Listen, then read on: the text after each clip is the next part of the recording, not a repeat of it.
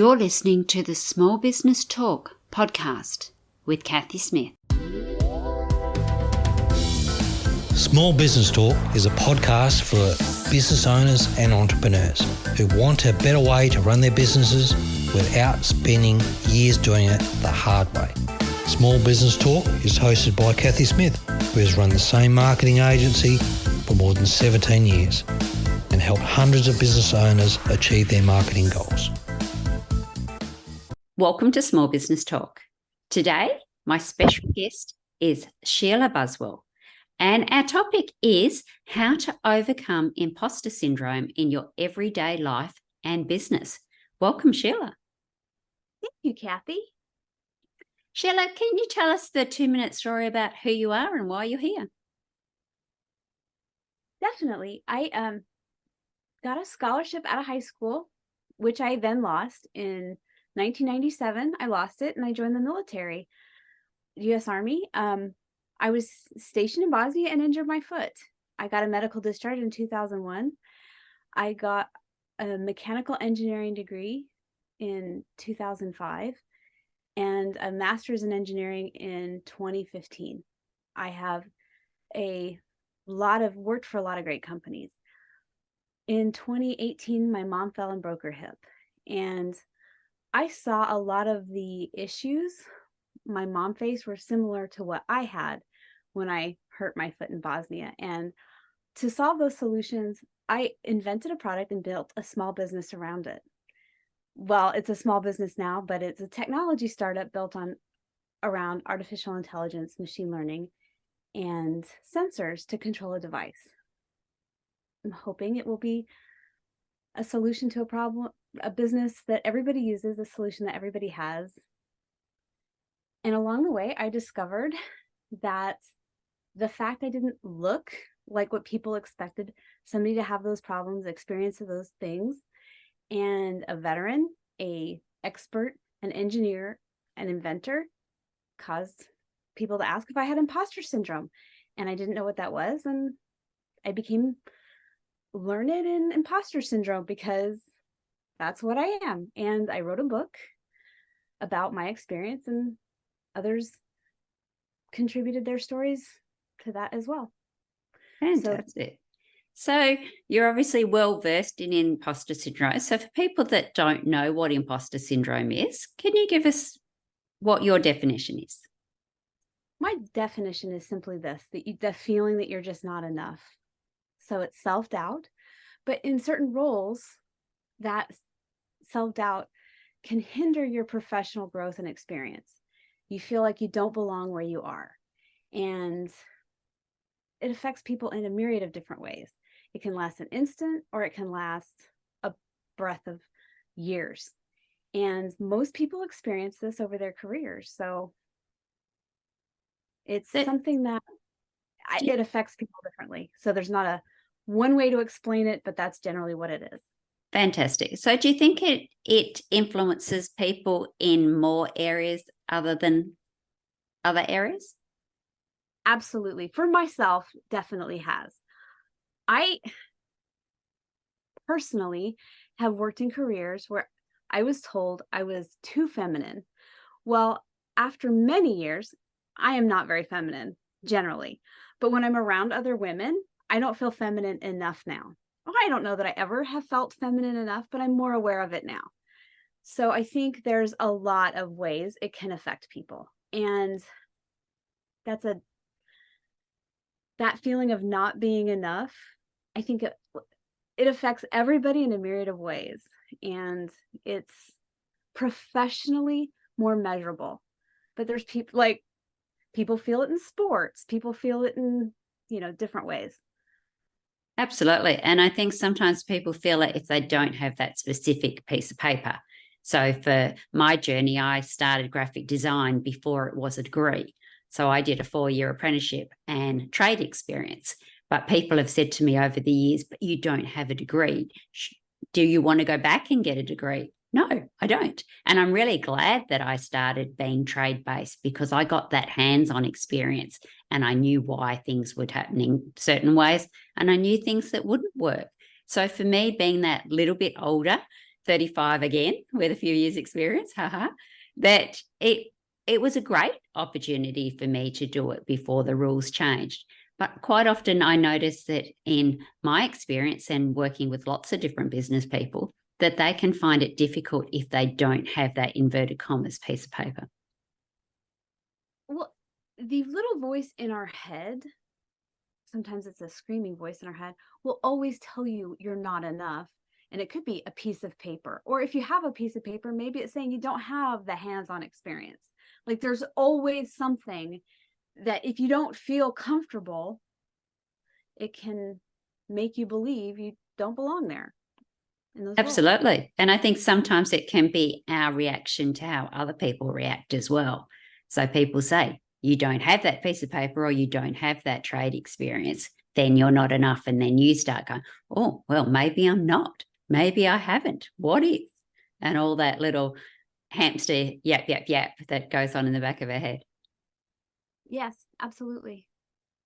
So for business people in particular, how do you think they can overcome imposter syndrome? Do you have a few tips? Specifically, 5 tips that I use as personal solutions. And then I think there's 2 cultural solutions that I think are very important. The 5 personal solutions I think that people can employ day to day. And the first one I'm going to talk about is my favorite that I've employed quite a bit, is remembering your past achievements. Whether it's, for me, it was always running historically, remembering before I did a 10K that I had done a 5K, or that when I did a 5K, I did this and I won it, or I did something and I can add on to those. And up until a full marathon, and after I did, triathlons, the distance, you add events and you add distance, and then all of a sudden you've done all the things and you belong there. I did that with engineering classes. I did that with engineering degrees. I did that with military training. I did it with a lot of things. And I think that is something that's easy to convince yourself in a more positive way, instead of, I don't belong here, because you say, no, I do belong here. I do have what it takes to be where I'm at. There's a reason I am where I am. The second thing out of 5, 2 out of 5 is, now people is not to compare yourself with others. 20 years ago, I compared myself with other people as a way to motivate myself, because I was comparing my reality with their reality. Now you compare your reality with somebody's highlight reel on social media, and that's not fair. So I don't compare myself with other people's highlight reel. I think that's a great one, because people see people a lot further along than them and they go, oh, but why can't I do that? Well, maybe because you've only just started and they've been doing it for 15 years. Maybe they got a leg up somewhere that you don't know about. Maybe they're not quite as confident on the inside as they are on the outside, and they're just the hamster pedaling as hard as you are, and you're not seeing what it takes to get there. So absolutely not comparing your chapter 1 to their chapter 20. In so many things, but yes. Number 3, I find very challenging, and I'm better at it sometimes than other times. I'm a work in progress. But number 3 out of 5 is I attempt to practice self-grace. I am not saying, oh, accept subpar results and say, okay, that's fine. But say, there's a reason why I'm here and not there, and assess where that is and what it would take to get, there, whether I'm willing to do that. I don't play for the WNBA because I need to grow 1.5 feet. Well, I'm 46. What's the likelihood I'm going to grow 1.5 feet? Probably not. Yeah. So I need to be, okay, I'm going to accept that. I think that people are hard on themselves and not beating themselves up for things they can't change, right? Like but not to be like, oh, stopping themselves without even trying. I'm an engineer, but I got to be an engineer not because I was scared of math. I conquered math by working very hard to achieve math. Like there was a help center at math, like at the college I went to. And it wasn't like I was like good at math. I was like, well, I need math in my toolbox. So I didn't negatively self-talk about math because I didn't have the math scars people have. I just said, okay, I need this. I'm going to go get it. But there's people who negatively self-talk about, I can't do it, so they don't even try. And I think that's different. That's not practicing self-grace. That's just saying, I'm just not going to do it. It's okay. You know, that's different than saying, okay, I have an inability to do this because of this. I have a, you know, whatever. Fill in Yes, some blank. and not accepting self-power, but then also not expecting perfection and not doing it because it can't be perfect. So sometimes 80% is better than not done at all. So done is better than perfect on a lot of occasions, unless, of course, you're a brain surgeon, then we do want perfection. But for the majority of us, that just getting out there and doing it, repeating it, getting that practice in, getting the help you need. If you're not good at, down here we say maths, you guys of course say math. If you're not good at maths, then maybe you do need a tutor or bring somebody in. And definitely in business, that can be the case, is not trying to flog a dead horse and continue to do that thing that you're not good at. Maybe it is time to delegate some of that.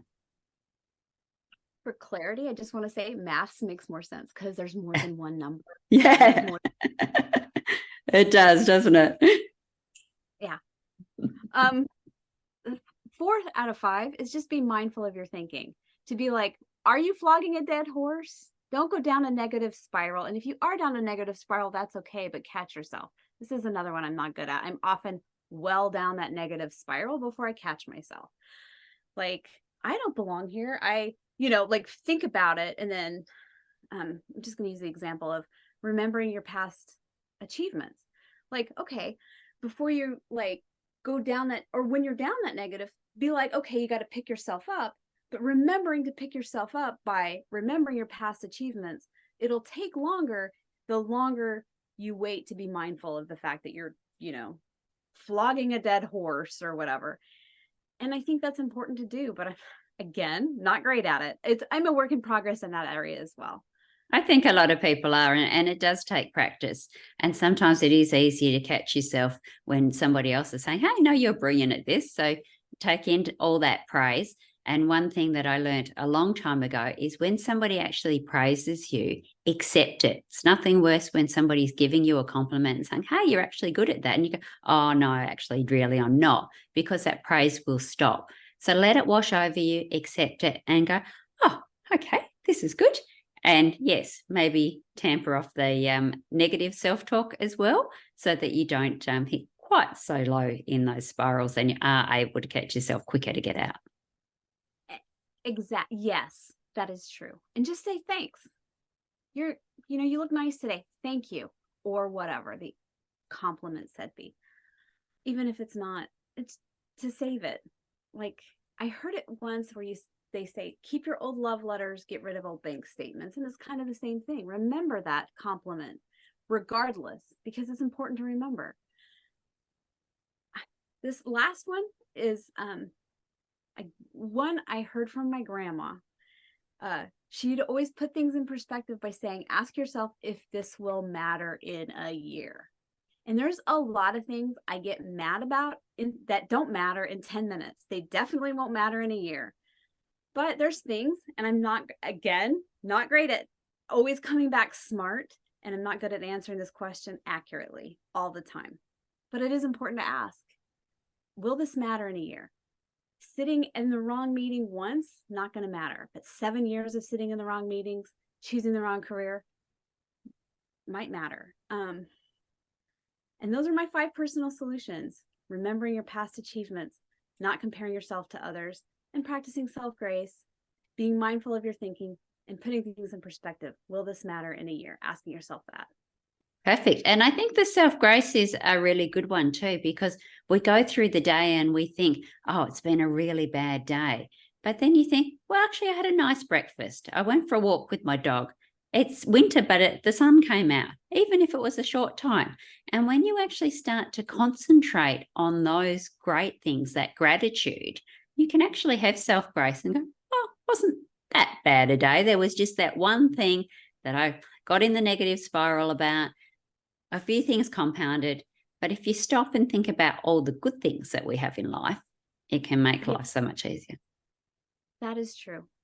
And I do think this business is a small business focus. And I think most of the customers or most of the people who listen to this podcast are small business focused.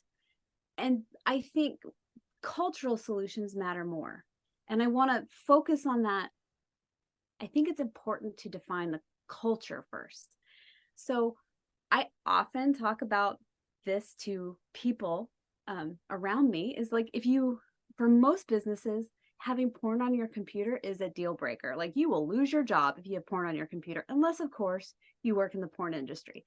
My first job out of school was at a beer company. So it was expected that you would be drinking beer at work. But if you work at a bank, or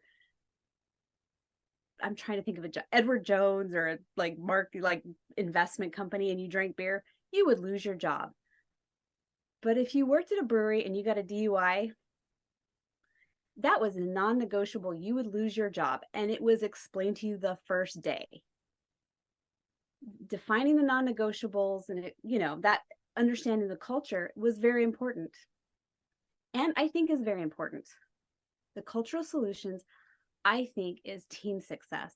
Understanding that there's a team and you need to appreciate that the team success is important. And good outcomes need to be defined as team outcomes. If there's one guy that has astronomical success, but he steps on the toes or the throats of everybody else on his team, the team needs to be rewarded for team goals. And that guy needs to be admonished, or I don't know what the opposite of reward is, but I think it's demotivating if that guy is rewarded for stepping on toes or throats, and it creates a toxic work environment. Yes, and I think absolutely. And quite often it's the team that creates the results, but it's one person that is getting that result. Years ago, I worked for a company and they had sales reps, which most companies do, but the sales reps always got the reward. They got the external reward from the customers, they got the reward from head office, and they got the monetary rewards. But it was the team that created those rewards. And there was one instance where this lady, she didn't eat meat. She was a vegetarian. She'd been given this fantastic cut of meat from a client as a reward for a job well done. Did she share it with the team and have a barbecue? No, she fed it to her cat. Do you think the next time that person was looking for an extra help on a Friday afternoon, a job needed to go out or anything like that, the team wanted to help her?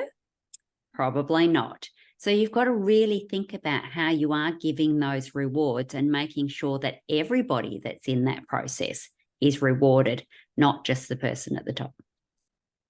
And I think, yes, I think, well, not just the person at the top being rewarded, but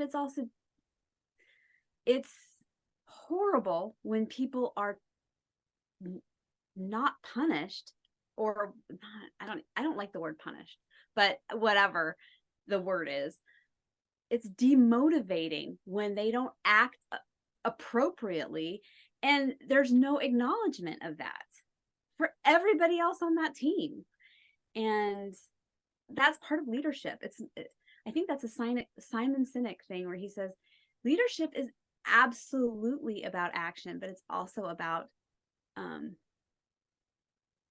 creating an environment. I'm going to ruin this quote because it's not in front of me, but to make it so that I feel bad about saying his name even, but the idea that inaction is, or creating that environment. I think he says everybody on the team probably knows who the asshole is. And you just got to find, ask them. The managers might not know, but I guarantee the person working with them, everyone's going to be like him or her or whatever, whoever that might be. Absolutely. And they all know that effect. And then you have people that you're quite happy to go the extra mile for, and others that you're just going to draw the line and go, no, it's Friday afternoon. I'm not staying back. I'm not doing this extra thing, because you wouldn't for me. You wouldn't for the rest of the team. I've seen you stand on people before. Yep.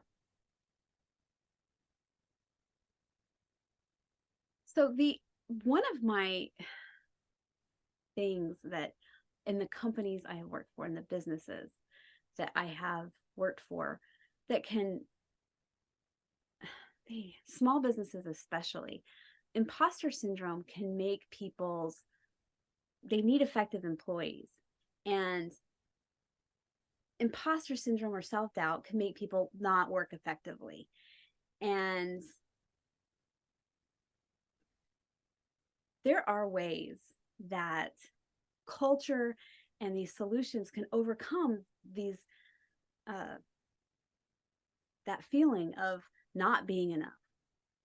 But you're not getting effective employees if they feel that way.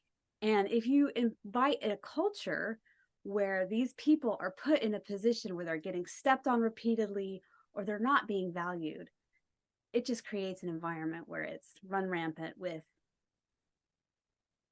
self-doubt and imposter syndrome. I think it would just be a hard way. And you need, especially small businesses, and this is small business talk, you need effective employees. You need them to work at their capacity. And if they don't feel like they're valued or they're can be their authentic selves, they're not going to work to capacity.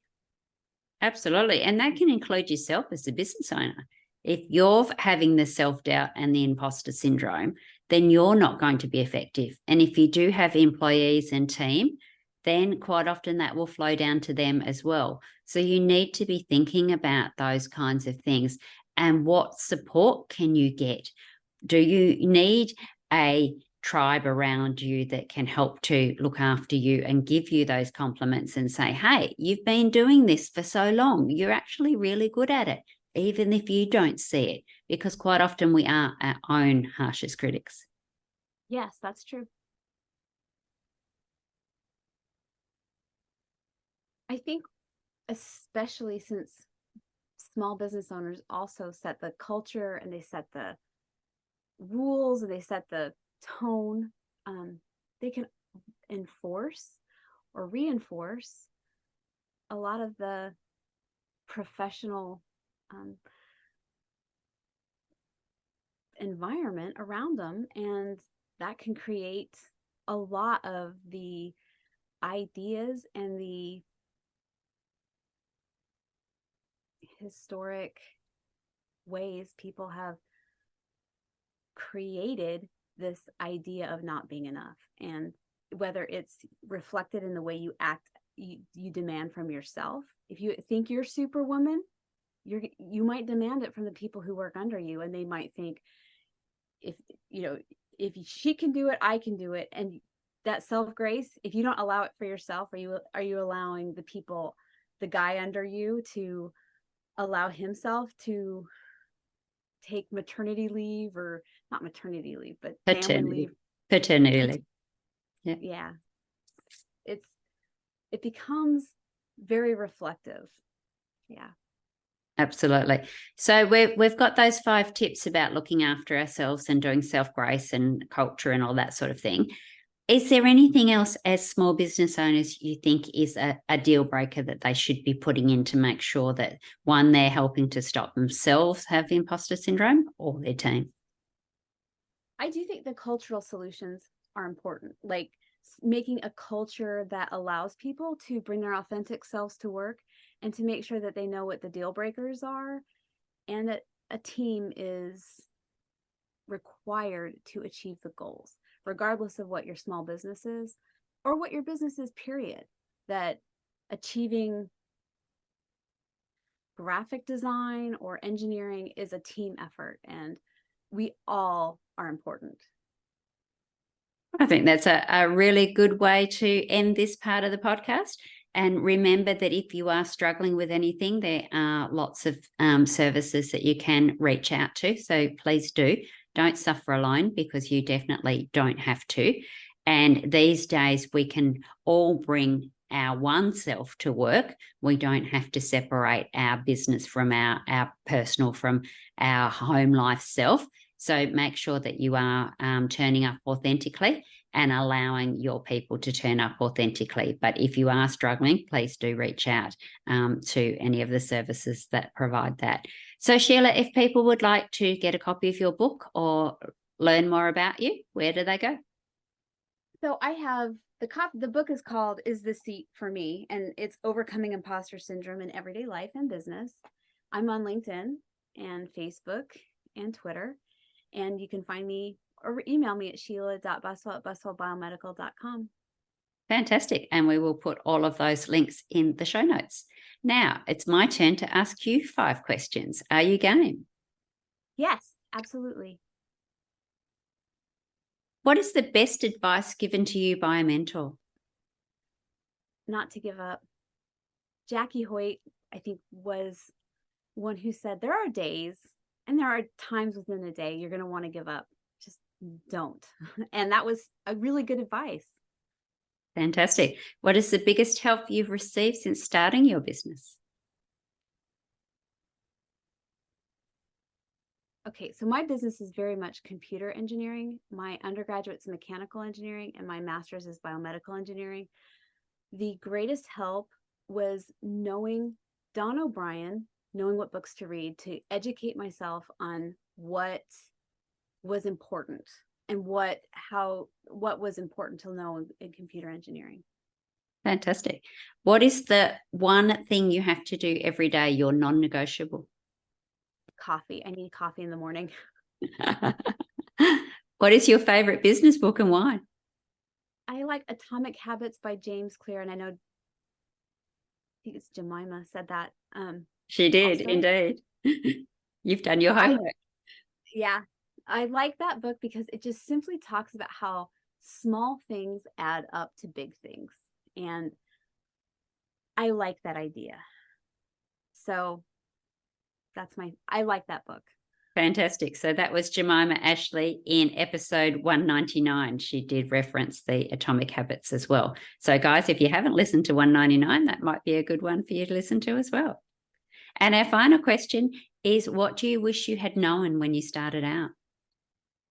When I started out, I was falsely under the impression that engineering was the most important. If you develop the product, that's the most important. I was an engineer, and I have been. I had worked for a lot of great companies. I had a great career as an engineer. Still, at heart, my brain works like an engineer. But business processes and foundations are much more important, and I didn't know that at the time. I wish I had known. I wish I had a greater appreciation for that starting out. Fantastic. And we had David Jennings from Systemology on one of our early ones. I think it was in the 50s. I will get the exact one and put in the show notes, but he's about to come on as well. So if you haven't checked out Systemology, that's a great place to go for systems. And I think a lot of small business people, that's something they think is an afterthought. But if they thought of it earlier, that could also help them with their imposter syndrome as well. So thank you, Shiela. I appreciate you being a guest today. And is there anything that we haven't told the SBT community that we should have? I think we covered it. Thanks. Fantastic. So SBT community, remember, enjoy your journey. Don't forget to subscribe to Small Business Talk podcast and head on over to smallbusinesstalk.com.au. Remember, to be great, you must start. Pick one tip from today's episode, take action and implement it. Let's meet again next week at the same time and place. Until then, take action. And SBT community, enjoy your journey.